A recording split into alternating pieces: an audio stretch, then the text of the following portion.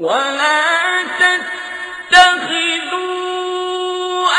آيات الله هزوا واذكروا نعمة الله عليكم. هذه سورة التفاح هذه.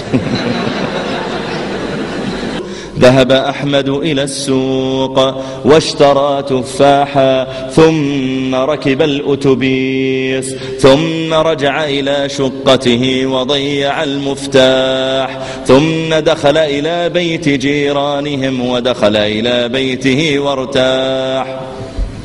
هذه سورة التفاح هذه. هذه سورة التفاح هذه. هذه سورة التفاح هذه.